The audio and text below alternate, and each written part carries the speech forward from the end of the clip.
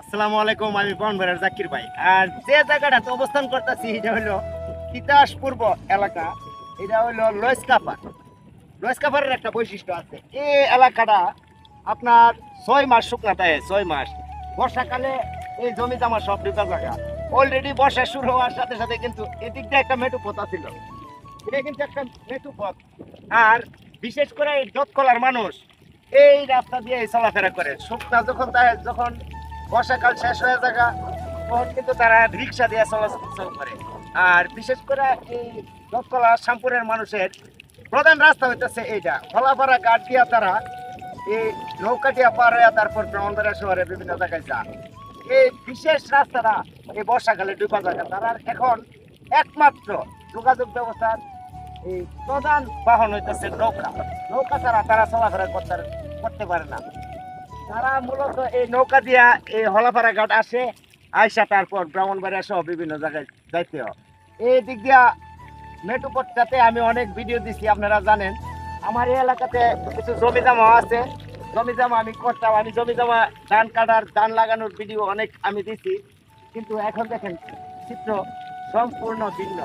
সব পাল্টাই গেছে গা। বর্ষা শুরু হওয়ার সাথে সাথে সব জমি জমা ডুবা একাকার হয়ে গেছে গা, পানি আর পানি। এখন চতুর্দিকে তাকাইলে শুধু পানি দেখতে পাইবে। বর্ষাকাল যখন শেষ হবে তখন আবার জমি জমা মানে বাইশে উঠবো, তখন আবার ধানের চারা এক ফসলি জমি এখানে বিলের মধ্যে। এটা হলো আমি আগে কইছি, এটা হলো লস্কাবিল। লস্কাবিলের বৈশিষ্ট্য হইতেছে এটা এখন মাছ ধরবো মানুষ, মাছ ধরা ধরা জীবিকা নির্বাহ করবো। বিশেষ করে শ্যামপুরের মানুষ, দতকলার মানুষ এই লস্কাবিল মাছ তারা ধইরা বাজারে নিয়ে বিক্রি করে। জমি জামার ধান কাটা শেষ হওয়ার পর পরেই কিন্তু এই বর্ষা শুরু হয়েছে। বর্ষার এখন হয়ে গেছে। বর্ষাকাল কিন্তু আরম্ভ হওয়ার প্রারম্ভেই এরকম দৃশ্য আমি দেখতে পাইতেছি। আর এই দিকে আমি বর্ষাকালে এই এলাকার এই বিশেষত্ব হইল, এই এলাকার বিশেষত্ব হইল এই চাইনা জাল। চতুর্দিকে চাইনা জাল পাইতে রাখবো, যদিও এটি নিষিদ্ধ জাল, তবু কিন্তু এই এলাকার মানুষ এই চাইনা জালগুলা ব্যবহার করা ছোট বড় সব ধরনের মাছ মায়েরা একবারে একাকার করে না। যার ধরুন মাছের সংখ্যা কমে গেছে এই জালের কারণে।